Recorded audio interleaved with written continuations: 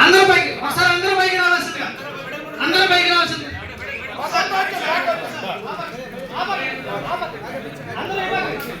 గౌరవ పార్లమెంట్ సభ్యులకు స్థలం ఇవ్వాలి. ఆపగిన అందరూ సుభాష్ ఆపగిన అందరూ